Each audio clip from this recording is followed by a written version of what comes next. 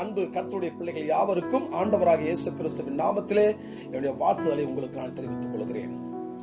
கடந்த நாட்கள் முழுவதும் கிருபையாக காத்து வந்த தேவன் இந்த நாளிலும் கூட மீண்டும் உங்களை பார்க்கும்படி தேவன் அடியனுக்கு கொடுத்த நல்ல கிருபைக்காய் நான் கர்த்தரை ஸ்தோத்திரிக்கிறேன். இன்றைய நாளிலும் கூட நாம் தியானத்திற்கு எடுத்துக்கொள்ள போகிற சத்திய பகுதி சங்கீதங்களின் புஸ்தகம் 59வது சங்கீதம் 1வது வசனம், முதல் பகுதி. சங்கீதம் 51 முதல் பகுதி.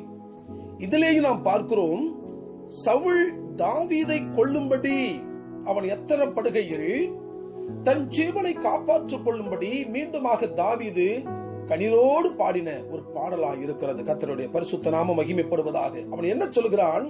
முதல் வசனத்திலே, சங்கீதம் 51 முதல் வசனத்திலே, என் தேவனே, என் சத்துருக்களுக்கு என்னை தப்புவியும். அவன் என்ன சொல்கிறான்? என் சத்துருக்களுக்கு என்னை தப்புவியும். அப்படி என்று சொன்னால் கொஞ்சம் நீங்கள் ஆழ்ந்து சிந்திக்க முடியுமானால், இந்த சத்துருவை மேற்கொள்ள இவனுக்கு திராணி உண்டு, இவனுக்கு பலன் உண்டு.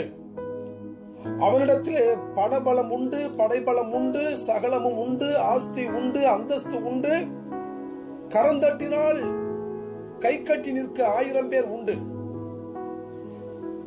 சத்துருக்களை மேற்கொள்ளக்கூடிய எல்லா கிருபைகளும் திராணியும் அவனுக்கு உண்டு. ஆனால் அவன் மனிதர்களை நம்பவில்லை. பணத்திற்காக தலையாட்டக்கூடிய தலையாட்டிகளை அவன் நம்பவில்லை. அவன் யாரை நம்புகிறான்? தான் உயிராய் நேசிக்கிறதுடைய தெய்வத்தை அவன் நம்புகிறதை நாம் பார்க்கிறோம். இவன் என்ன சொல்கிறான்? என் தேவனே, என் சத்துருக்களுக்கு என்னை தப்புவியும் என்று அவன் சொல்லக்கூடிய காரியத்தை பார்க்கிறோம். அவன் அறிந்திருந்தான், பிரியமானவர்களே, சத்துருக்களுடைய கரத்திலிருந்து நம்மை காப்பாற்றிக் கொள்ள ஒரே ஒரு வழி நான் ஆராதிக்கிற தேவனால் மாத்திரமே முடியும் என்று சொல்லி அவன் மனதார நம்பியிருந்தான். அதைத்தான் அடிக்கடி அவன் சொல்லக்கூடிய வார்த்தை, மனிதர்களுக்கு முக்கியத்துவம் கொடுக்காமல், உறவுகளுக்கு முக்கியத்துவம் கொடுக்காமல், பணத்திற்கோ பலத்திற்கோ முக்கியத்துவம் கொடுக்காமல், கர்த்தருடைய காரியத்திற்கு மாத்திரம் தாவீது முக்கியத்துவம் கொடுப்பதாக நான் வேதத்திலே வாசிக்கிறோம். எனக்கு அன்பான கர்த்தருடைய பிள்ளையே, அவன் சொல்லக்கூடிய வார்த்தையை போலத்தான், என் சத்துருக்களுக்கு என்னை தப்புவியும் ஆண்டவரே.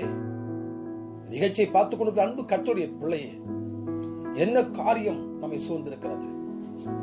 சத்துருக்கள் மூலமாய் வரக்கூடிய பிரச்சனைகள், காரணம் இல்லாமல் நம்ம மேல் வரக்கூடிய பகைகள், விரோதங்கள், வைராக்கியங்கள், கோபங்கள், சண்டைகள், பிரிவினைகள், என்னென்ன காரியம் நமக்கு விரோதமாய் எழுப்பப்படுகிறது? நம்மை அழிக்க, நம் ஜீவனை எடுக்க, நம் குடும்பத்தை கெடுக்க என்னென்ன காரியங்கள் உருவாக்கப்படுகிறது? தாவீது ஜெபித்தது போல நீங்களும், ஆண்டவரே, என் சத்துருக்களுக்கு என்ன விலக்கி காருங்கப்பா என்று நீங்கள் கண்ணீரோடு கூப்பிடும் பொழுது ஆண்டவர் உடனடியாக இறங்கி நமக்கு பாதுகாப்பை, சுகத்தை, பலத்தை ஆண்டவர் நமக்கு கொடுத்து தடைகளை உடைத்து பெரிய மகிமையான காரியங்களை ஆண்டவர் செய்வது அதிக நிச்சயம். அது மாத்திரமல்ல, எப்பேற்பட்ட காரியமானாலும் ஆண்டவர் சத்துருக்களை முறியடித்து தம்முடைய பிள்ளைகளை பாதுகாக்க அவர் உண்மையுள்ள ஆண்டவராக இருக்கிறார். இந்த நிகழ்ச்சியை பார்த்துக் கொண்டிருக்கிற கர்த்தருடைய பிள்ளை, இந்த நாளிலும் கூட ஒருவேளை உனக்கு விரோதமாய் சத்துருக்கள் எழும்பினார்களும் கவலைப்படாதிருங்கள். ஆண்டவருடைய கரங்களுக்கு விலக்கி உங்களை பாதுகாத்து குறைவில்லாத நன்மைகளினால் உங்களை முடிசூட்ட ஆண்டவர் மகிமையுள்ள ஆண்டவராக இருக்கிறார். அவர் பெரிய காரியங்களை செய்வார், மகத்துவம் உள்ள காரியங்களை செய்வார். கர்த்தர்தாமே இந்த வார்த்தைகளை ஆசீர்வதிப்பாராக. நம் கண்களை மூடி ஜெபிப்போம். எங்கள் பரிசுத்தமுள்ள நல்ல ஆண்டவரே, எங்கள் கர்த்தரும் இரட்சகருமாகிய ஆண்டவருடைய நாமத்திலே அருமையான வேலைக்காக நன்றி தகப்பனே. இந்த வேளையில் கூட தேவரே எங்களோடு பேசின வார்த்தைகளுக்காக நன்றி.